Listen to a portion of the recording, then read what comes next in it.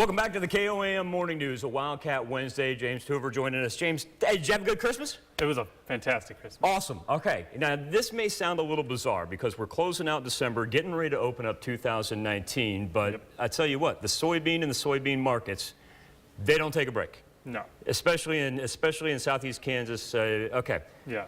Tell us about soybeans, the importance of it, because people may be like, well, yeah, I pass soybean fields all the time in the 4 states. Yes. People don't realize this is a lifeline for many a farmer. Yeah. We've grown more soybeans here in the last year than we've ever had before in Kansas. I mean, the soybean markets were really good. Farmers planted a whole lot of soybeans.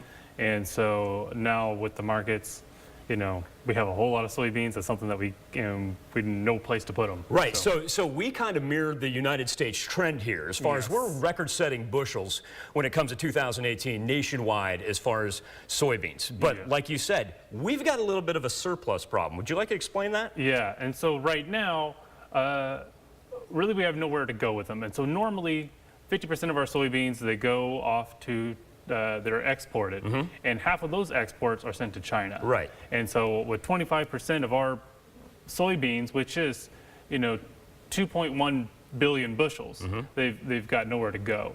Fortunately, since the markets have dropped a little bit, they have found other homes. This is in Egypt, European Union, and other places because of our cheap soybean prices.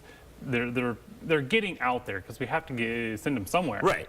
So the fact of the matter is China really hasn't bought a substantial amount of soybeans. We haven't seen any movement really since July. Yes. And now that we're locked in the middle of this trade war. People may ask, why the importance of soybeans, though? You know, and it's amazing. Like you were explaining the difference between what we export for corn and what we export for soybeans. A lot of countries value this a whole lot more. Yes. And so, see, corn exports are only about 20%. And the reason for that is, A, we feed a lot of our corn to our huge beef market, and we do a lot of beef exports. But the other part is that soybeans are very dense energy. I mean, they have a whole lot of energy. It's got a lot of protein in it. And so soybeans have about 4 times more protein than corn does at 36% protein. And of course, soybeans also have a whole lot of oil in them too, which is used for a number of other things that we process. I'm looking over here at your trifold, and we're talking about the maturity group, months of the year, and when everything really comes to fruition. We look like we are pretty much in region 5 and 4. Would that be about right? Yes. Okay, so what do we look for as far as planting season, maturity level? What months of the year are we concentrating on for that?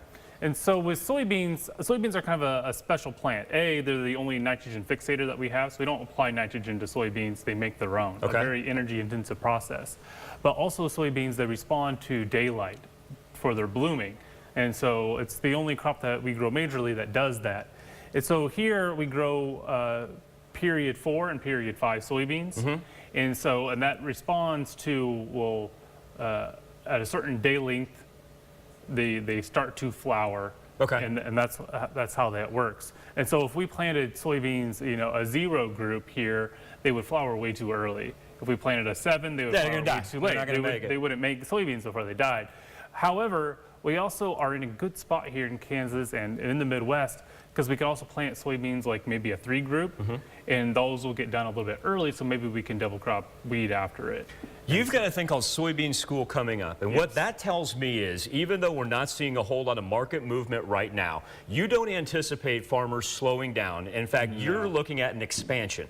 So number one, I'm going to ask you to kind of what you see future-wise, and number two, there had to be a demand for this Soybean School for the Extension Office to do something. Yes, and so every year, I mean, there's soybean schools across the state because it is a very important topic that we need to get done.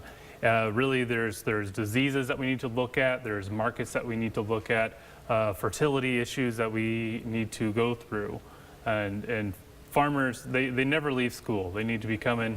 It's for the rest of their lives. They'll have to go to some sort of education and learning about the crops because it's a world that's always changing. And so when are you putting on our Soybean School coming up here in the middle of January? It'll be in January 15th. It'll be in the afternoon, 2 o'clock to about 6 o'clock, 7.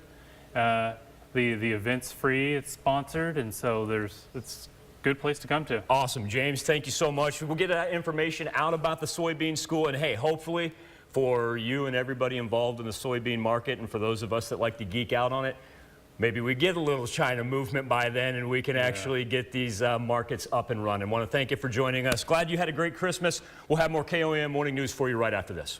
Thank you.